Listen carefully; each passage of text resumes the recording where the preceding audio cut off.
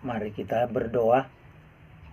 Bapa Sorgawi, Tuhan semesta alam, di dalam nama Yesus, Juru Selamat kami yang hidup, kami berserah hati, pikiran, dan roh kami di dalam kehendak-Mu, di dalam hadirat-Mu. Biarlah kami semakin disucikan, dipulihkan, ditahirkan sekehendak Tuhan. Firman-Mu biarlah kami mengerti oleh pertolongan Roh-Mu, memimpin dan menerangi hati kami sekalian. Haleluya, di dalam nama Tuhan Yesus Kristus kami berdoa. Amin. Surat Yohanes pasal 1 ayat 1 sampai dengan 4. Demikian isi surat ini mengenai sabda yang memberi hidup, yaitu sabda yang sudah ada sejak awal mula. Kami sudah mendengarnya dan sudah melihatnya dengan mata kami sendiri. Kami sudah memandangnya dan sudah memegangnya dengan tangan kami sendiri. Ketika hidup itu dinyatakan, kami melihatnya. Itulah sebabnya kami memberi kesaksian mengenai Dia.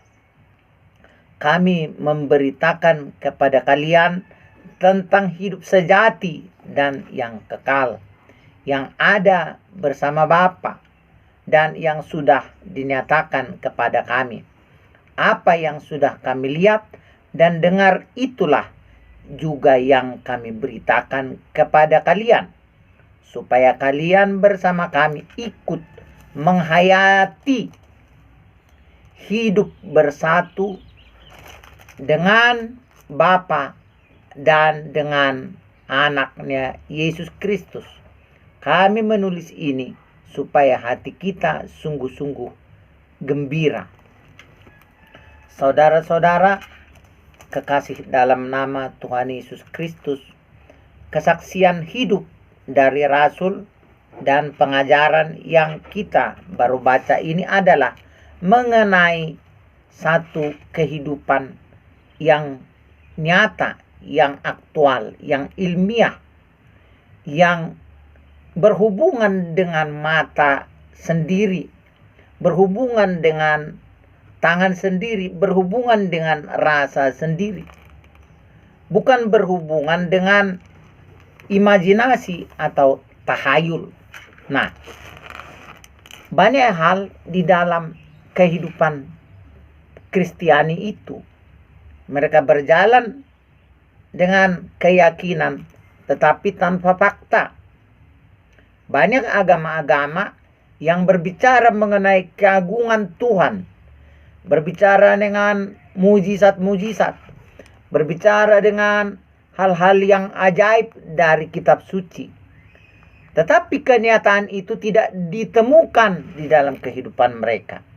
Bahkan mereka menjadi orang-orang yang ragu-ragu di dalam mempraktekkan siapa yang mereka kenal, Tuhan yang Maha Kuasa, Tuhan yang Maha Agung itu. Maka sebabnya kita sering melihat orang-orang yang percaya Tuhan yang ajaib, Tuhan yang membalaskan kebaikan demi kebaikan, tetap orang tidak berbuat baik.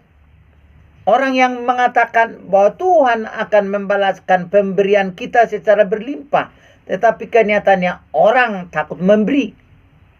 Ada terlalu banyak orang yang begitu cendekia mengajar, tetapi apa yang diajarkan itu tidak dapat dijiwainya sendiri. Ada banyak orang yang bergelar doktor, tetapi dia tidak sanggup menganalisa hal-hal yang bisa dianalisa seharusnya oleh seorang yang hanya lulus SMU. Saudara-saudara, itulah yang terjadi di dalam dunia agama, bahkan di dunia gereja. Ketika orang bukannya menjadi pemilik kesaksian yang nyata tentang hidup itu, hidup yang berbuah, hidup yang menghasilkan kesaksian, dan kesaksian yang bisa dipertanggungjawabkan secara konkret. Hal-hal yang konkret itulah yang gagal dimiliki oleh kita. Di mana hal-hal yang konkret itulah sesungguhnya yang bisa diraba, dirasakan, dilihat, dan disaksikan oleh banyak orang. Ketika mereka-mereka yang beriman dan bertuhan itu bersaksi dan berbicara. Mereka beribadah, mereka membaca kitab suci, dan mereka membanggakan gerejanya. Ada banyak orang-orang yang membanggakan gedung gerejanya, membanggakan jumlah jemaatnya, membanggakan orang-orang yang berada menjadi anggota gereja itu, tetapi tidak bisa mempertanggungjawabkan kekuatan yang disebut-sebut di dalam lembaga itu. Ketika dia berkata, anggota jemaat kami adalah seorang bupati, seorang anggota dewan, seorang pengusaha. Ada banyak di sana orang-orang hebat. Tetapi ketika kita melihat masyarakat yang bersinggungan dengan kumpulan itu, mungkin sulit kita temukan orang yang bersaksi dan bisa merasakan serta bisa mengalami dengan dia pandang sendiri, dia pegang dengan tangannya sendiri, dia rasa dengan kehidupannya sendiri tentang firman hidup yang diberitakan oleh orang-orang yang menjadi surat Kristus itu. Bahkan ada berbanding terbalik kehidupan manusia dari apa yang seharusnya memberi. Tetapi bahkan ada yang menerima tetapi tidak mengaku menerima. Saya sering mendengarkan betapa kecewaannya banyak calon-calon legislatif yang datang ke gereja-gereja, datang ke perserikatan-perserikatan marga, dan semua menerima buah material dari orang-orang yang berharap dukungan dan pertolongan dan doa itu. Ada yang membeli keyboard, ada yang membeli organ. Tetapi mereka berkata bahwa bukan urusan kami untuk berusaha supaya dia menang. Kami sudah berdoa. Betapa hebatnya orang yang cuci tangan itu. Waktu dia analisa, waktu diteliti, dia ternyata hanya berdoa saja. Dia sendiri tidak melakukan tindakan meskipun dengan tangannya sendiri. Bagaimana tidak mengerikan ketika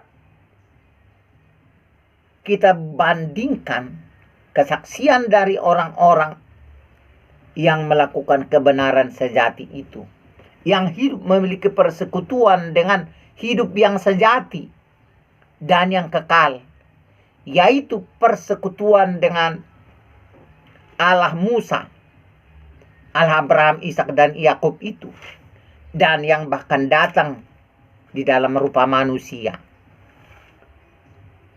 Rasul Yohanes dan orang-orang yang mengikuti Tuhan yang mereka percaya itu, Tuhan yang mereka lihat secara langsung. Ketika Tuhan itu datang di dalam rupa manusia, mereka memang mengalami sesuatu yang nyata itu. Dan dikatakan oleh Tuhan, barang siapa tidak melihat namun percaya, berbahagialah mereka. Kamu percaya karena telah melihat, tetapi berbahagialah mereka tidak melihat namun percaya. Tetapi kepercayaan yang berikutnya itu adalah percaya yang mengalami. Kepercayaan yang mengalami, kepercayaan yang bertindak, kepercayaan yang menghasilkan buah, kepercayaan yang bisa dibaca dan dirasa oleh orang-orang kepada siapa kita bersaksi itu.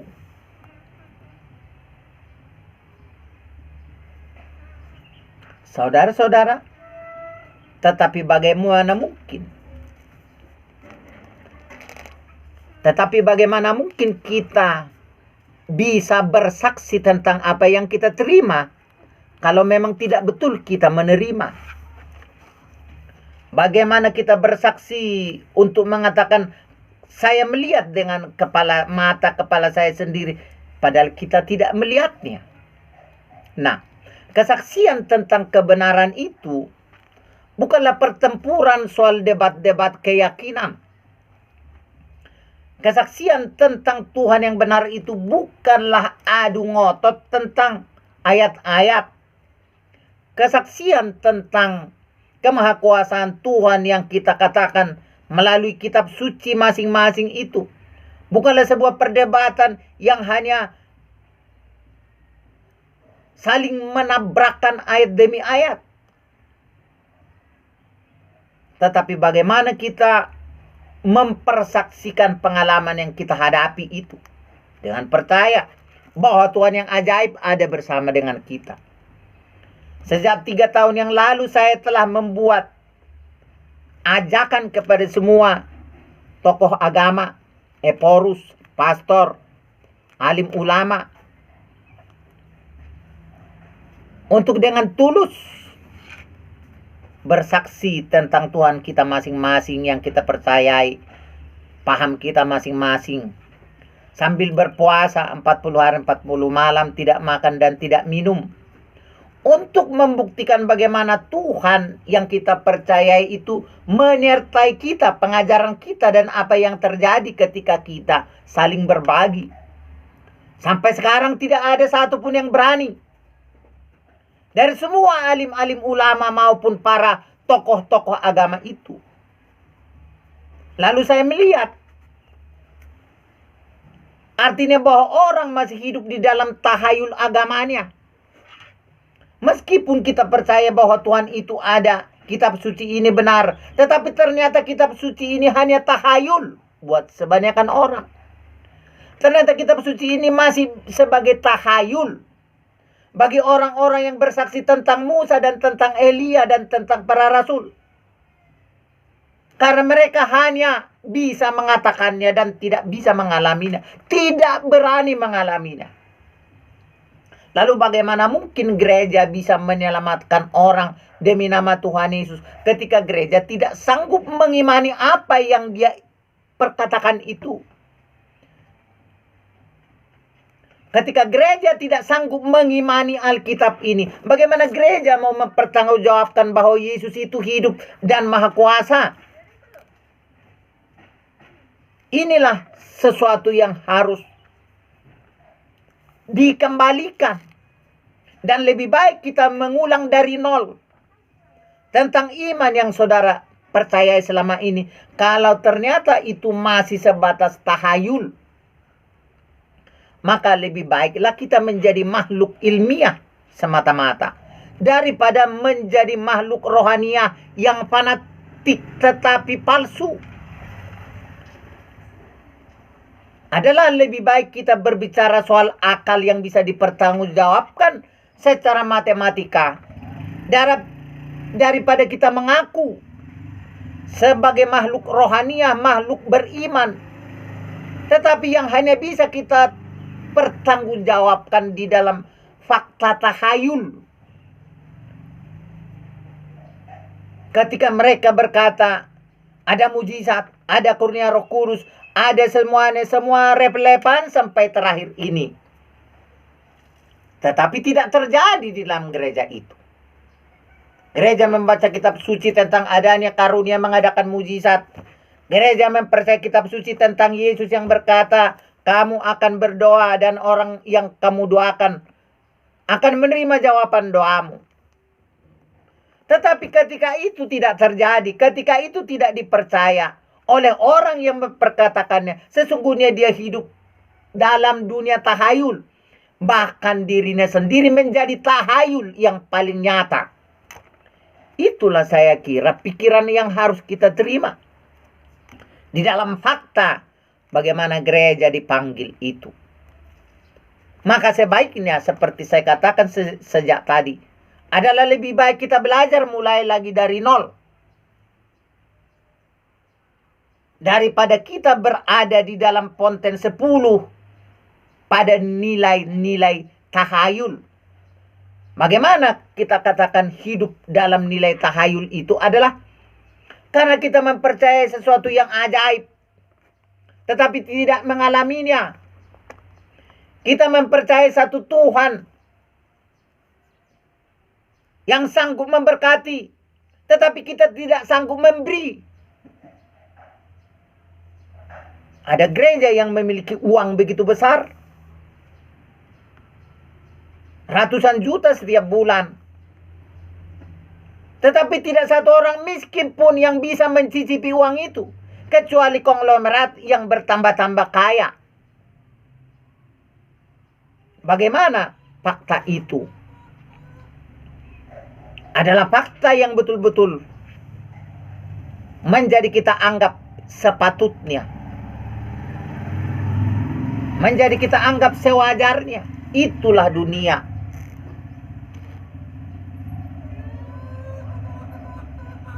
Saudara-saudara yang kekasih, pergumulan kita sekarang adalah pergumulan mengenai fakta yang dapat dirasakan, dapat dialami, dapat dilihat dunia. Bukan hanya dapat mereka dengar. Karena apa arti dari firman yang mengatakan beritakan dan ajarkan adalah bahwa setelah kita memberitakan, pada pengajaran itu ada sesuatu yang nyata yang dinampakkan di dalam praktek. Bukan sesuatu yang hanya diberitakan dan disebut-sebut, tetapi apa yang disebut-sebut itu tidak nampak. Ajaran tentang kebenaran sejati yang dikatakan oleh Yohanes ini adalah ajaran yang bisa dilihat sendiri, didengar sendiri, dan dialami sendiri, dijamah dengan tangan sendiri, dipandang dengan mata mereka sendiri, tentang firman hidup itu. Firman hidup yang membawa orang kepada keselamatan itu. Itulah yang diberitakan kepada kita. Saudara-saudara yang kekasih, kembali tanggung jawab kita adalah bagaimana menghidupi firman ini. Lebih baik kita mengaku hal yang kecil tetapi benar adanya, daripada kita berkisah tentang sebuah berita besar yang agung, yang tidak bisa dijangkau dan dirasakan oleh banyak orang. Itulah yang disebut mengenai kesejatian itu. Itulah yang disebut mengenai bisa dilihat oleh mata mereka sendiri, dan bisa memegangnya dengan tangan sendiri, dan dinyatakan secara konkret. Maka nyatalah apa yang disebut firman hidup dan yang sejati. Firman tentang hidup dan hidup yang sejati bersama dengan Bapa, yaitu Bapa yang nyata, yang bisa dialami, pertanggungjawabannya, jamahannya, kehadirannya, kuasanya, otoritasnya itu. Tentang Bapa yang bersama-sama dengan anak. Begitulah Allah menjelaskan hubungannya dengan manusia itu. Tentang firman hidup. Saudara-saudara, mari kita berjujur hati kepada Tuhan. Jikalau memang kita masih jauh dari firman hidup itu, jikalau memang kita belum bisa berbuat tentang kesesuaian kita dengan kehendak firman yang hidup itu. Mari semua berubah dan bertobat datang kepada Tuhan. Ini bukan soal apakah kita seorang tokoh agama, seorang tokoh gereja, seorang profesor doktor, seorang teolog. Ini bicara soal kenyataan. Ini bicara soal apa yang bisa dirasakan oleh dunia, oleh orang-orang yang belum mengenal tentang firman hidup yang bisa kita praktekkan. Mari kita minta Roh Tuhan menjaga hati kita, menguasai pikiran kita, sehingga kita menjadi pemilik dari kesaksian itu. Seperti Rasul Yohanes berkata di sini tentang bahwa dia mengatakan, kami sudah mendengarnya, yaitu tentang sabda yang sudah ada sejak awal itu, dan kami telah melihat dengan mata kami sendiri, dan sudah memandangnya, dan sudah dinyatakan kepada kami, dan kami memberi kesaksian mengenai dia, sehingga kalian kiranya dapat mengalami hal yang sama dengan kami. Puji Tuhan. Haleluya. Bapak Ibu, mari kita datang kepada Yesus, firman hidup itu, supaya bisa kita saksikan pada kehidupan yang aktual dan faktual. Kita berdoa. Terima kasih Bapak Surgawi untuk semua kemurahan yang besar yang Engkau adakan bagi kami. Ampuni kami untuk banyak hal di mana kami kurang memberikan respon seturut dengan takaran yang Engkau kehendaki. Kiranya Tuhan mengampuni kesalahan-kesalahan kami, dan ketika kami berlambat-lambat di dalam mengikuti perintah-perintah-Mu, Bapa yang baik di dalam Yesus Kristus, tolonglah kami, angkatlah iman kami, mental rohani dan pikiran kami sekalian. Kiranya semakin ditahirkan oleh kekuatan kuasa Roh-Mu, membela kami di hadapan roh-roh kegelapan, dan kami beroleh kekuatan dari Roh-Mu, Roh Kudus secara nyata, mengawasi hati dan pikiran kami untuk menjadi saksi-Mu yang benar dan sejati tentang firman hidup. Haleluya. Di dalam nama Tuhan Yesus Kristus kami berdoa. Bapak, Ibu, saudara sekalian, terimalah Roh Kudus yang memberimu kekuatan damai sejahtera dan mengawasi segala pikiran, akal, dan hatimu untuk diberkati dan dikokohkan menjadi surat Kristus dan menjadi saksi dari Yerusalem sampai ke ujung bumi. Tuhan mengurapi dan memberkati engkau sekarang sampai selama-lamanya. Katakan amin.